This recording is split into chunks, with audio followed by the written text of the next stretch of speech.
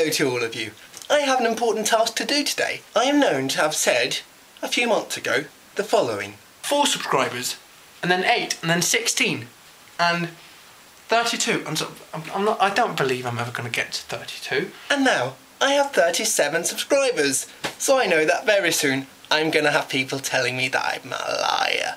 I only see one way to remedy this. I must lose 5 subscribers as quickly as possible. 6 if you think about it. And I know just the perfect way to do this. I'm going to talk about what I study.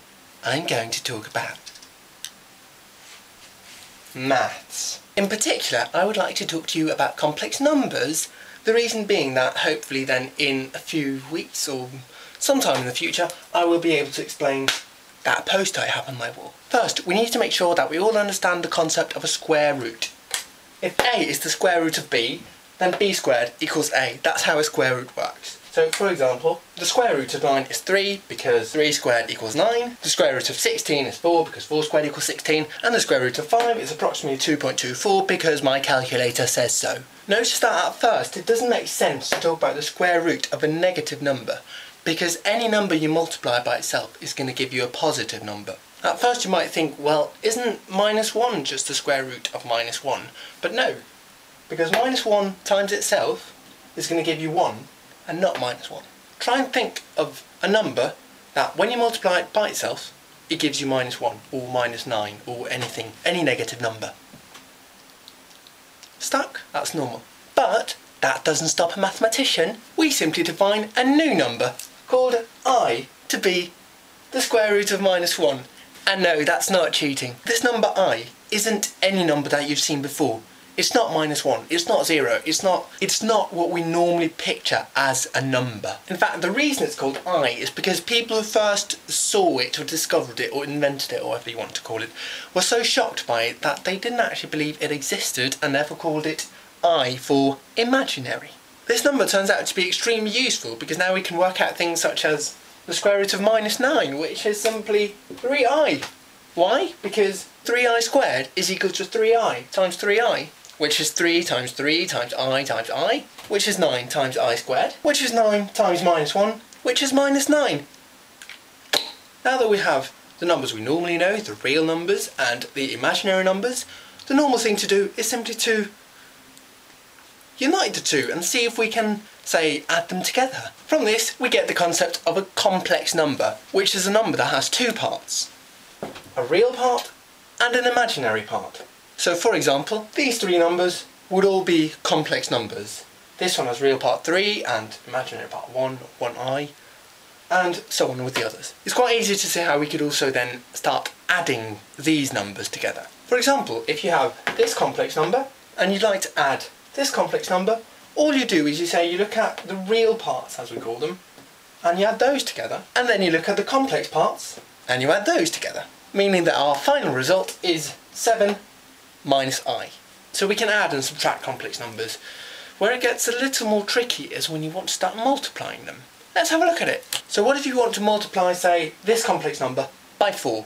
Easy. The real number gets multiplied by 4, and so does the imaginary part. 12 plus 4i. But what if I'd wanted to multiply it by 4i instead of just by 4? Is your head starting to hurt? I'm sorry. Well, we just add an extra I everywhere, so 12 would be 12i instead, and 4 would be 4ii instead. Now hang on, 4ii, that's minus 1. Ooh, so we got the answer, minus 4 plus 12i. So, we can multiply complex numbers together. Oh dear, well, almost. Well, hang on, we saw that 3 plus I times 4, if it was just that alone, we saw earlier that gave us this number. And we know how to multiply by 2i. If we were just multiplying by 2, from here we'd get 6 and from here we'd get 2i. But we're multiplying by 2i, so instead here we get 6i and here we get 2i squared. Once again I'll remind you that I squared, we defined it as being minus 1. So all we're left with is 6i minus 2. Or if you swap around the order, minus 2 plus 6i.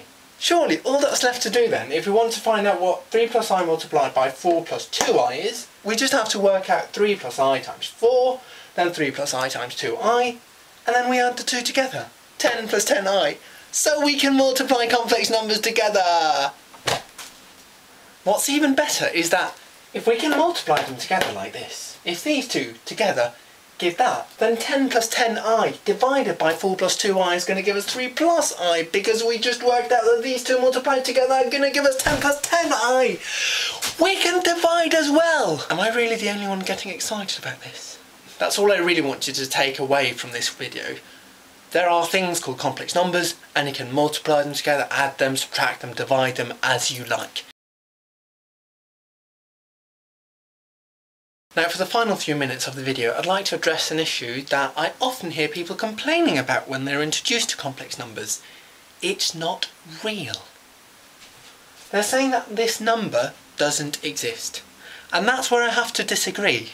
The argument is that a real number should be something that you can visualise in real life, something that you can understand, something that you can see and feel. So for example, you understand the concept of 1 because you can have like one thing, like a piece of chocolate, and this would represent the number 2.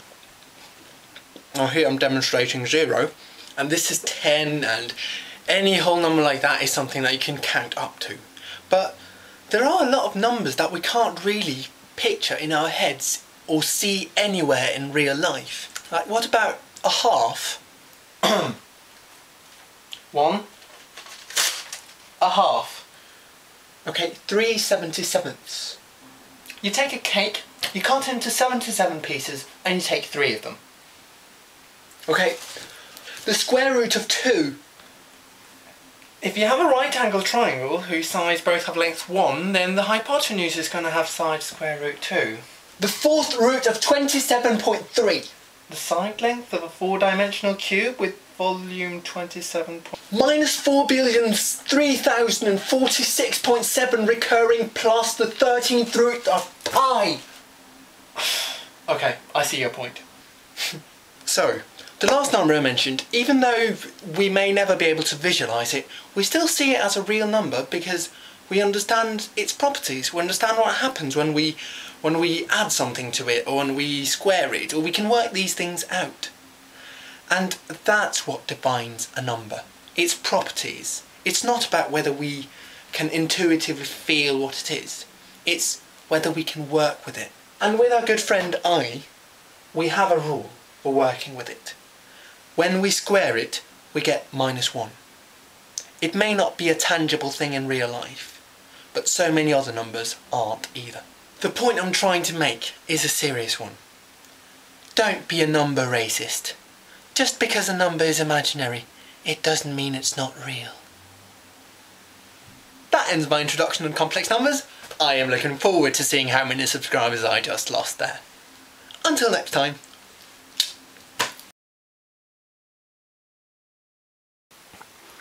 With limited resources comes great creativity.